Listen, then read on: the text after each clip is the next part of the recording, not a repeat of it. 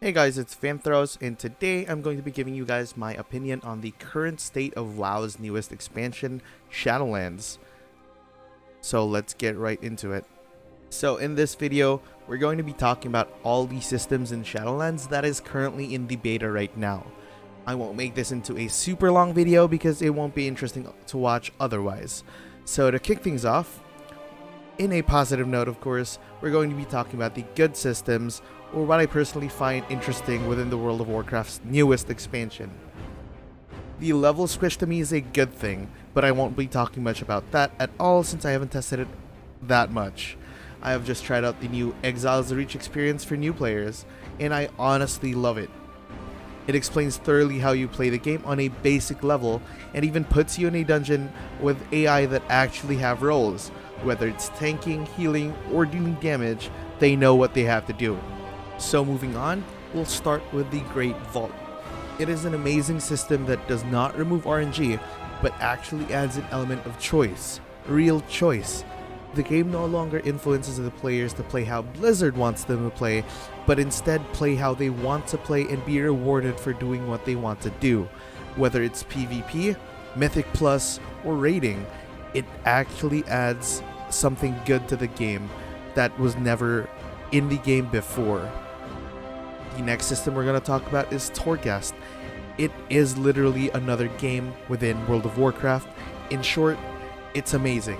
I'm not going to talk too much about it because it clearly deserves its own video, but the idea behind Torghast is essentially playing a roguelike game where you clear the floor while gaining massive amounts of power and go crazy with your character. And the last system I'm talking about that I find such a good thing in Shadowlands would be the character customization. This system isn't actually new, but the character customization now is frankly in its best state.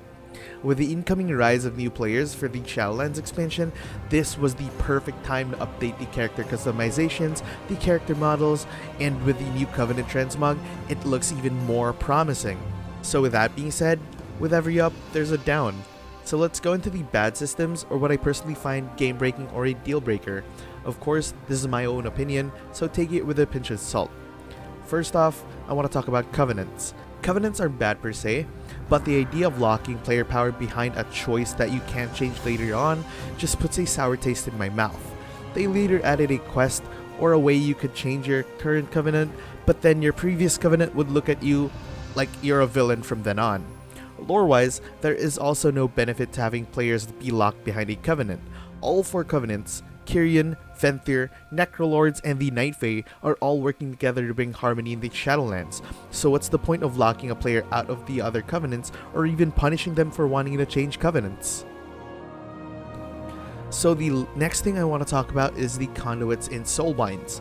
Conduits in Soulbinds are honestly not bad. They add another level of character customization, like how it was with the talent system of old, where we get to choose specific talents based on our playstyle. But the Conduit system right now is essentially the essence system of BFA, but in a much worse state. To summarize, essences in BFA could be earned by doing specific tasks in the game, and can be upgraded by doing the same tasks on repeat. With Conduits, it's the same system.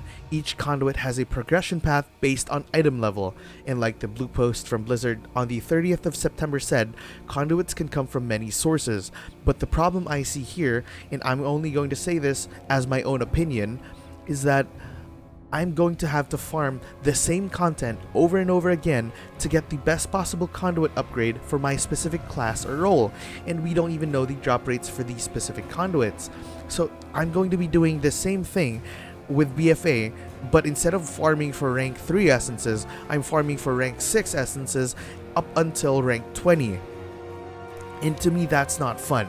To top it all off, Blizzard has wonderfully implemented a one-way cooldown on changing Conduits, and the reason behind it, we do not want players to change Conduits for every boss encounter. So this is all my opinion based on my playtest on beta on and off stream, and a lot of bigger YouTubers and content creators have already given their opinion, time, and research on understanding these systems. So to sum it all up, I am still completely hyped for Shadowlands, but these are 100% going to be my gripes with the game if none of these systems change. And if you guys have made it this far into the video, thank you so much for all the support. Hit that like and share and subscribe buttons. Share it with all your friends that you're going to be adventuring with into the Shadowlands. And I'll see you in the next stream. Bye!